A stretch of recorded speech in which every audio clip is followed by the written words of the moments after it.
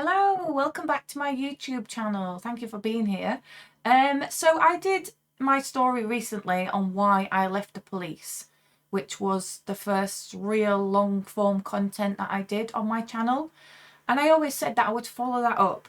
So I had a lot of people when I was going through what I did with the police and leaving, and obviously the podcast that I did with James English. I had a lot of people reaching out, and then since I've done that YouTube video about why I left the police and posted it on my YouTube channel, I've also had comments and people reaching out in DMs across other social media pages, giving me their stories and or giving me like words of encouragement and stuff like that. So I think that for everything that I went through and for everything that happened to me, I always said that for all of that, at least I want other people to be able to get something out of it, for me to be able to share my story, for me to be able to inspire other people to stand up for themselves, and to highlight the fact that yes, we are now in 2024, but actually bullying and harassment is very rife in the workplace. Very, very rife. And it doesn't matter which organisation you work for. It could be the police, it could be medical profession, you could be a nurse, you could be a doctor, you could be a teacher. All sorts of people have reached out to me and they've been like, I've experienced this, or I've experienced that, or your story has really inspired me. And I think that those messages that I've got need to be shared. They need to be shared with my, my social media family, if you like, because that's what I consider you guys to be. So that maybe you can take a little bit of something out of that. Because it's all and well me getting that information fed back to me, but sometimes it's about sharing it, because I believe that a problem shared is a problem halved. And obviously by me talking about the issues, it might encourage more people to actually stand up for themselves. So if they end up in a toxic environment, such as the workplace, such as a relationship, they might be like, yes, I don't want to fall into the same trap that Lee did, which was stick it out for a long time at the detriment of my own mental health. It might encourage people to actually stand up for themselves and leave that toxic environment. And that is something that I regret massively. And I always wish that I'd done that sooner. But the past is the past. We can't change it. However, we can pave the way for the future, so we can make things better. We can share our stories, we can share our experiences in the hope that at least one person out there gets something out of it, and that they can use that to be like the fire in their belly, or whatever you want to call it, to actually, push on through the hard times, stand up for themselves and put a stop to it. Bullying and harassment, we think it just is something that happens at school, in the playground, bully boy tactics, but it's not. It's real life, and it's so rife out there. Organisations these days, like, we have HR department, we have a team that deal with this. We don't tolerate it in this organisation. These are our morals, these are our values, these are our whatever rules that they enforce in whatever organisation that is that you work for. But do they actually abide by them? And when staff reach out and say, I'm having this problem, do they actually investigate it? Or does the individual become labelled as a problem child? Because that's what happened to me in the police. I became labelled as a problem child. So it was a push to get me out, because obviously people were continually bullying, continual harassment. So sometimes it feels like if I do stand up for myself, no one's going to take me seriously, or I'm going to be labelled, and then it's not going to be good for my progression and my career will be over. So that's why people they just sit on it and they don't say anything. So I'm going to be looking down, because obviously I want to read through some of the messages. I'm not going to identify any organisations or any names or anything like that, or make it very specific about a person, because that's not what it's about. It's not naming and shaming. That's not my style. I could do that. I could reel off all the people that have done me wrong, even the ones who think that I don't know. But that's not my style. I'm not about that. I'm about learning from experiences and not being like the bullies, because if I do that, I'm just becoming one of them, aren't I? So that's not what it's about. This is part 3 of me responding and answering DMs that have been sent to me following my James English podcast, or just generally people reaching out with words of encouragement, words of support, or responding to my stories where I've said if anyone's had any issues with bullying or harassment, reach out, because I will be doing a YouTube video about it. So this is part 3. Enjoy. Was nice to find your kick stream. Just finished watching your YouTube. Sorry you had to go through that. What a horrible time you was put through. Honestly, your own co-workers, for that matter police, doing that to you is an awful example of what police conduct should be. From the interview sounds like just because you were an attractive police officer, you did not deserve to be rewarded for your hard work. I would tell your story.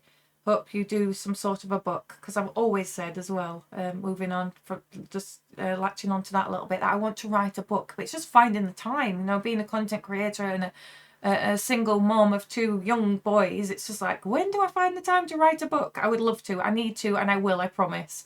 Honestly, you were good to leave when you did. No job is worth your mental and physical health. And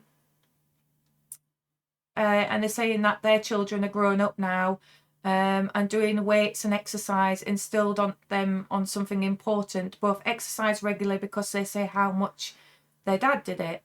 Wish you the best. Look forward to your workout kick streams. You're an inspiration in my eyes. So again, somebody mentioned about fitness and about using that to give focus, and how they've managed to instill that onto their children, and yeah, being an inspiration to somebody. So that's again nice to hear. Good morning. I'm a serving police officer transferring in 2018 forces. I listened to the podcast, and a lot of what you said was relatable.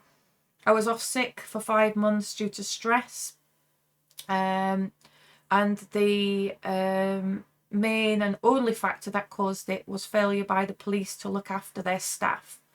I have lost any ounce of confidence I had, and slowly building back up again to my former self. I came back to work this morning and Google searched you, as I haven't stopped thinking about the podcast since listening on Saturday. Although I'm not surprised, it made everything you said even more relatable. Thank you for speaking so openly about the issues and making officers like me realise that it's not me, it's them. I seen an advert this morning for trauma officers, so I'm looking to apply into that. So again, somebody who's been through similar, been off sick due to stress caused by an organisation, and lost all their confidence. You do, like, if you are treated that poorly, how are you supposed to like go to work and be productive and get up and go when the organisation is ripping you down and treating you like crap? How are you supposed to be good at your job when you've got misconduct and accusations and stress hanging over your head? Surely a more effective workforce would be one that was supported, you know, by the organisation that they're employed by. That would get more of a result out of the officers or whatever, you know, employees we're talking about here. And it's good to see that they're, because of what they're being through, they're going to apply to be like a trauma incident manager. So basically, they're the officers who are specially trained in dealing with officers who've been to something that's, you know, traumatic. So it might be like a nasty car accident or a nasty assault, and it leaves them, you know, with a bit of PTSD.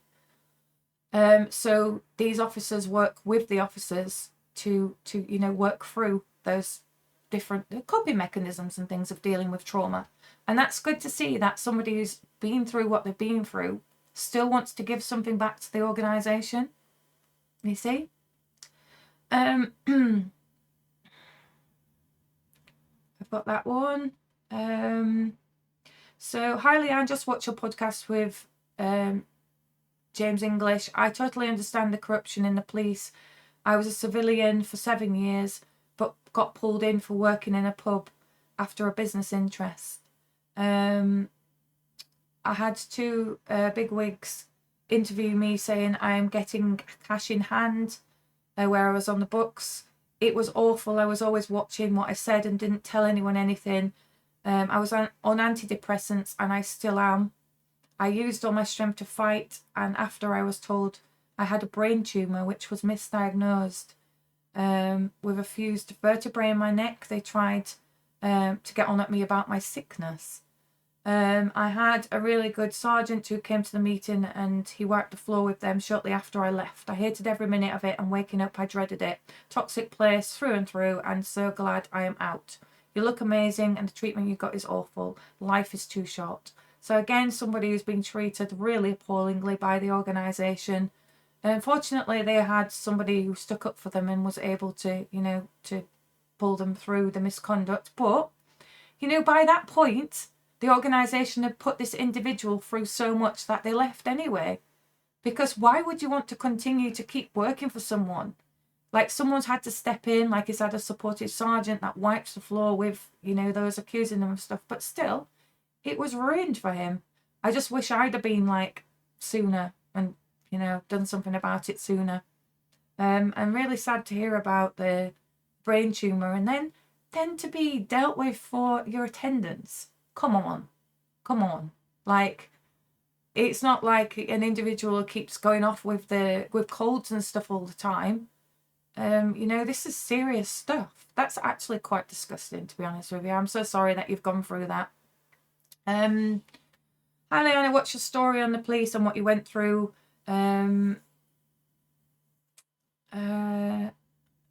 Just wanted to know where I stand on this matter. Seems you was ex-police. It's just somebody asking me advice for wanting to take the courts on for fraud on the people. I don't really understand the question.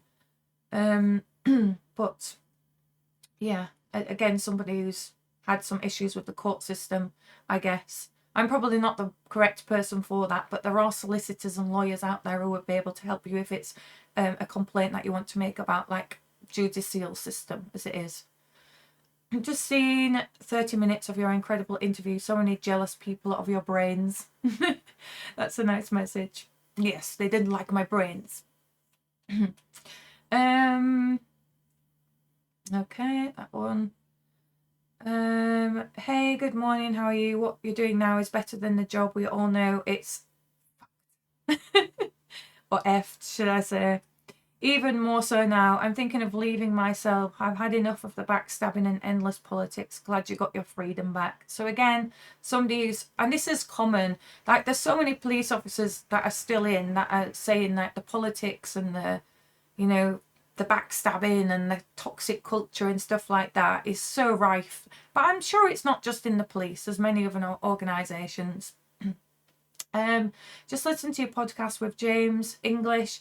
I've never heard your story or heard of you before, but you brought me to tears many times.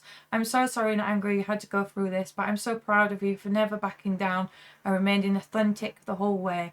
I wish you so much happiness, love and success for the rest of your life. What a nice message. That actually makes me feel quite emotional, because I'm like, that's like, sometimes when you read things and you think it's like an half-hearted, attempt to make you feel amazing. That one got me right in the feels. So thank you. I've just watched your podcast and I'm truly moved by it. I honestly hope you're doing well. Again, a nice message. Just listen to your podcast with James. Actually listened to it twice. It angered me and got emotional too. Just wanted to say well done for standing your ground. Truth will come out in time. Maybe through someone else's pain, that yours will eventually be heard, but stay positive. Karma always does its rounds. I firmly believe that too. I can hear the pain and emotions in your voice, but most importantly, your words are strong and positive. Your kids, your new journey, the help and motivation for others, your network and income. You're in pain, but still motivating and motivating others. It's help and power for the other people's lives. I hope you can get the answers, resolve you rightly deserve. So again, right, I also believe that karma comes back around.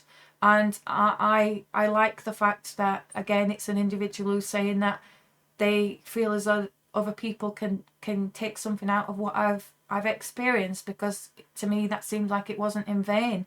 I honestly believe that although I went into the police thinking that I would do my whole career in the police, I had hopes, dreams and aspirations of being a chief superintendent, and that was totally possible for me because I made it to the rank of inspector when I resigned. So it wasn't something as though I was setting my bar too high. It was possible, but maybe that wasn't my path. Maybe I was supposed to go through what I went through just so that I could help other people. This is probably my calling. I meant to do content creation. I meant to grow my YouTube channel. I meant to stream fitness on Kick. And, you know, when one door closes, other doors open. But they're only going to open to you when you deal with the pent-up anger and the frustrations and the stress and the trauma, you know. And even then, when you've dealt with that, it's not going to go away. It's still there. It's always there, you know, teetering in the background. But it's like riding waves, I always describe it. Some days you're sailing along and it's all nice and calm. And then other days you wake up and it's like, whoosh, big massive wave, and crash back down again. Up and down. And that's fine too. It's just one of those things. You just got to go through the process. Someone saying that they wish that I worked with them. Hi, Leeway. I don't normally do this, but I feel I can relate to you with pain and stuff. Now, obviously, you worked as a police officer, and I know you don't have a legal obligation to anyone anymore. But let me explain how you have helped me over time.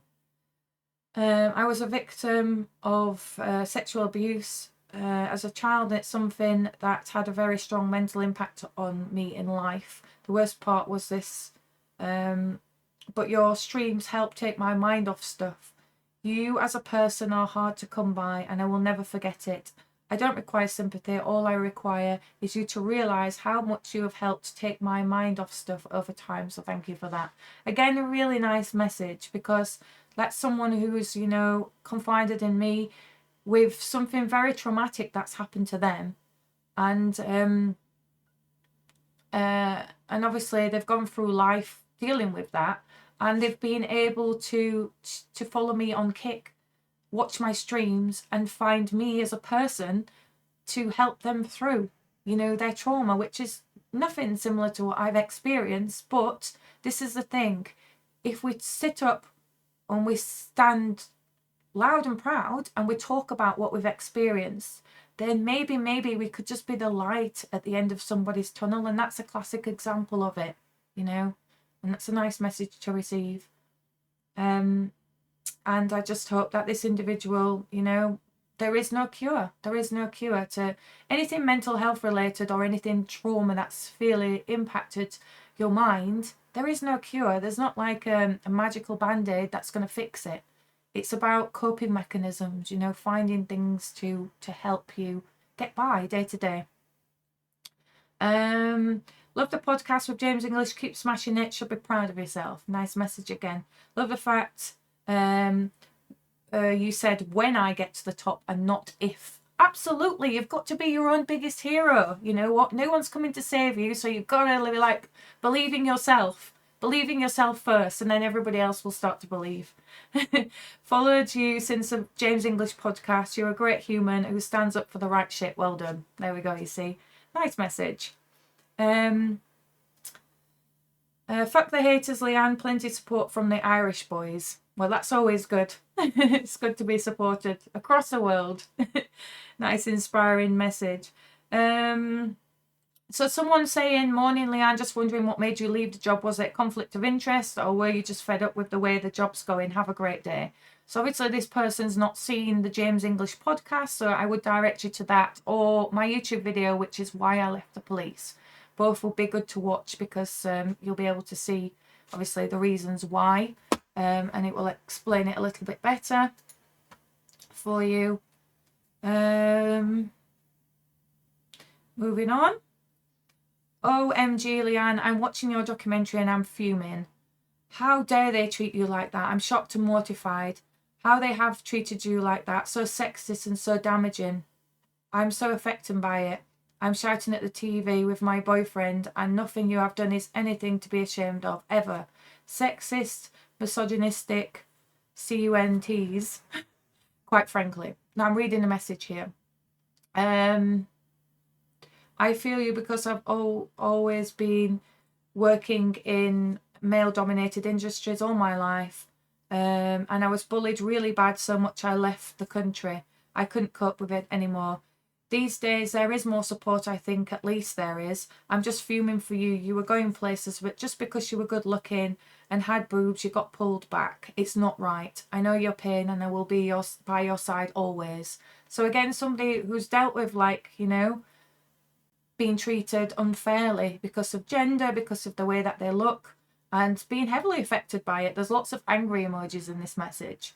And obviously that you can see the anger by their language and stuff in this message to me, you know. And this is what kind of a reaction when you share, when you share real raw content. This is the kind of reaction you can actually get from people. Next message, just want to say, keep the positivity that you have and keep shining bright. You've done amazing to deal with everything you have, and it's inspiring. Keep doing you. Again, a really nice supportive message. Thanks for stepping out and exposing them, dear. Hugs. So that's another supportive one. F the police, girl, you got it flaunted.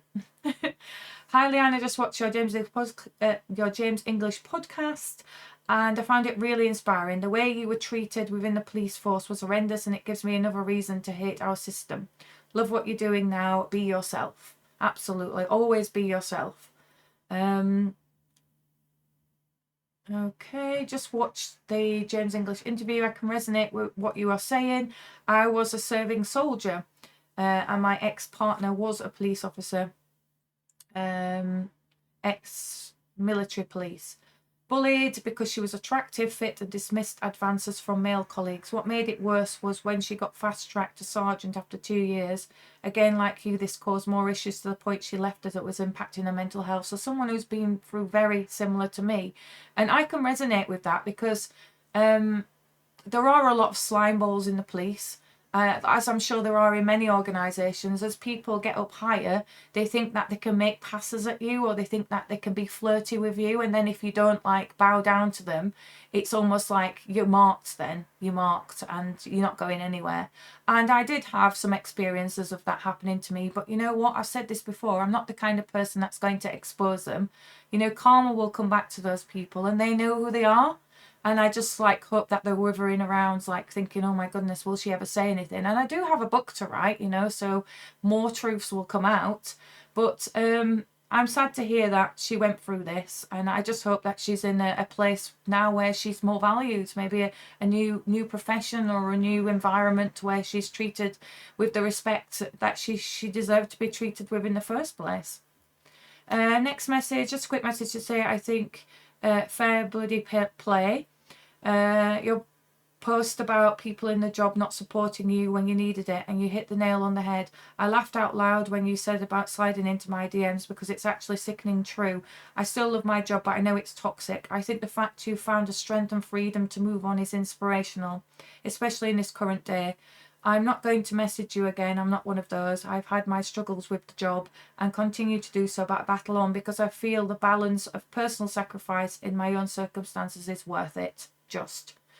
As for the toxic ones, and we all know that met them, I think your whole profile is probably a big fingers up, and that's hilarious. So this is in relation to a story I put out about, like, you know, when you get in the media or you're doing well because you've moved on, it's like all the people slide into your DMs and they're like, oh my god, it's great to see that you're doing right, or you know, I'm just sending you a message because I feel so bad for what you went through. Like, I should have stood up for you more. I should have helped you. You know, when I was in the police and I wanted people to actually help me and to stand up for me and to speak out, to say that they'd witnessed me being bullied, me being harassed and the way that I was treated, it was like tumbleweed. No one wants to help me. Then I leave and I become successful in the outside world and it's like everyone wants in. They want to slide into my DMs and wish me the best and whatever. Well, where the fuck were you when I was going through what I was going through? You didn't exist. So you can stay in non-existence. So this is quite a good one, actually, because it reminds me of that DM I sent out. I just watched a James English interview. Wow, I was in the Navy for years. I did amazing, but then lost the plot and was eventually discharged. All the training to go in and bye, see you. I joined at 16. I was bullied and taken the piss out of when alongside to a point that was horrific. My ship was small and great, but shoreside was like a kid's playground. I absolutely admire what you have done and who you are. People think these forces are straight-lined, professional and so-called higher. They don't realise what actually goes on.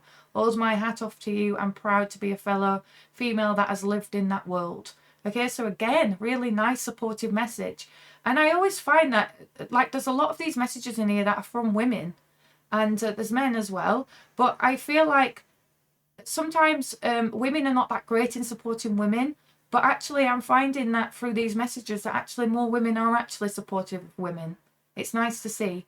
I'm just sorry that you went through everything that you did. And then, yes, it's almost like when you get to the point where you're going to be discharged, whether it's medically or you're going to resign, it's like, bye, thanks for your service. But it's not really a thanks for your service, is it? It's like they can't wait to get you out the door quick enough. I literally went in to collect my belongings from my police station to find that one of my so-called colleague friends had already boxed me up and moved me out. All my personal belongings that were in my personal drawers in my office as a supervisor had been boxed into the corner so that anyone coming in could see what was in that drawer before.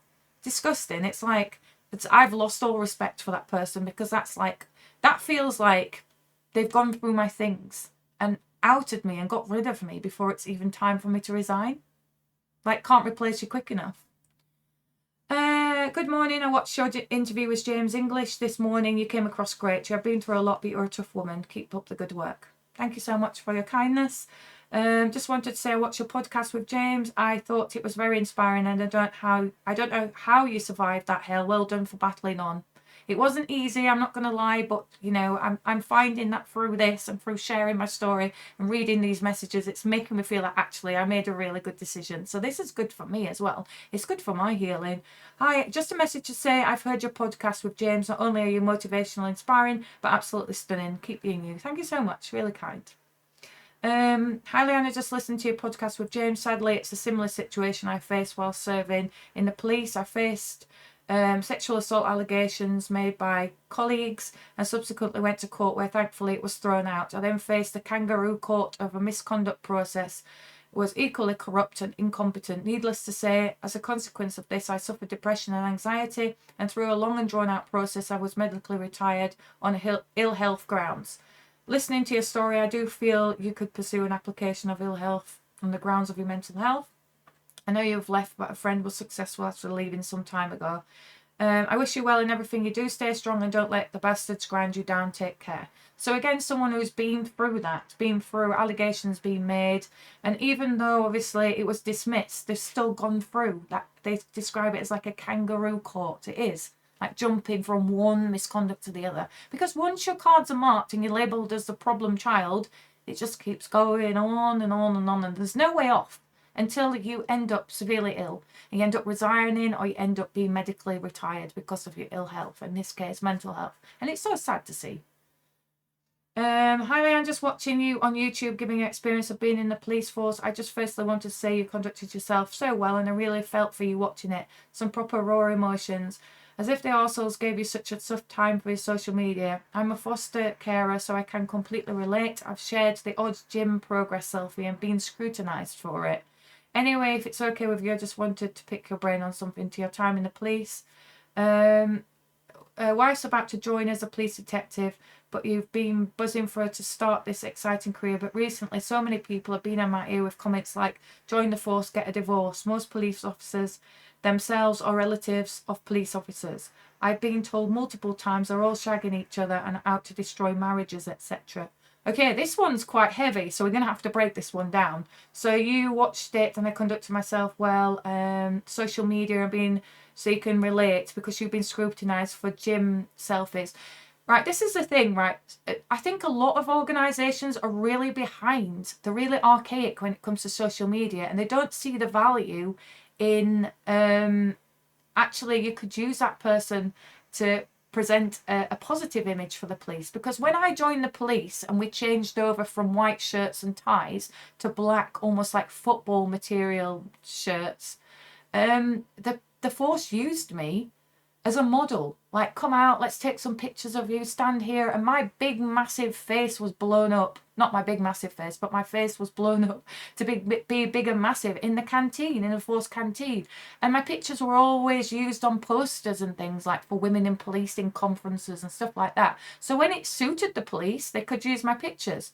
But then, because I was good on social media and I was popular, and you know, my pictures were of great quality, taken professionally, I was accused of being a model. But it's all right for you to take pictures and to use me a model, but if I post pictures on my personal and it's not modeling, it's just because I look a certain way, then that becomes a problem.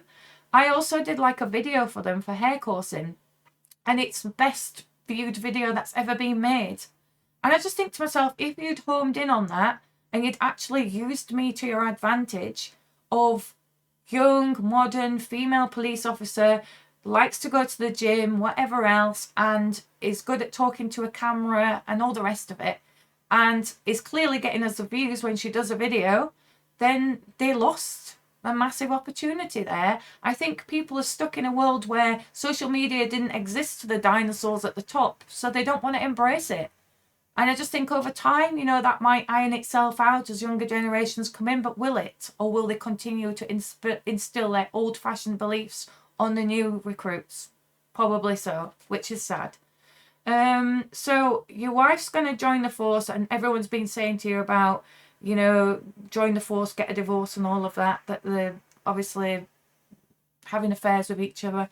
I wouldn't say that it's any different to any organisation, like policing and nursing and, I don't know, medical professions, the army, the RAF, the whatever. I think it's all the same. When you get males and females working together in, you know, in situations, paramedics, all those type of things, where you're actually really close and you're dealing with quite traumatic incidents, then naturally, yes, some do end up in relationships because they can relate to each other.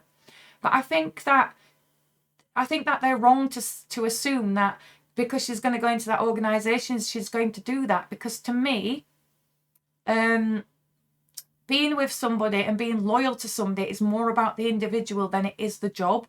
So if she's a loyal person and you've never had reason to mistrust her, then don't start listening to colleagues and friends and family members who are like, oh my God, you're going to end up divorced or whatever, because it's going to instill that into your brain and you're going to overthink and overlook everything, so that every time she's off late or something like that, you're assuming that she's automatically having an affair. It's not about the job. She could be in any job and it could happen. And she could be in any job and it couldn't happen. It's more about your relationship and your connection to each other. Keep loving each other, keep supporting each other. And you know what? And it's about your compatibility. And a job's not going to make her do that. And yes, the police officers do have a reputation of that happening, but not any more so than any other organisation out there. I think it's rife in every organisation, especially services, I think, because as I said before, it's about that, you know, being together for, you know, traumatic incidents and stuff like that, spending long hours, long shifts with one person if you're like double crewed and stuff like that. Only Leanne just watched your James English podcast. Truly shocking the lengths some people go to destroy others, but not really surprising. There's jealous people and arseholes in every walk of life. Fair play to you for sticking to your morals. My youngest brother left the police as a sergeant after 10 years, and not because of the job, but the clowns he was working with and for. Best of luck to you. No matter what you do, there will be haters. But fuck them. Remember, lions do not concern them with the opinions of sheep. Now, I like that comment. But true. And this is my whole point. It's not just about police officers.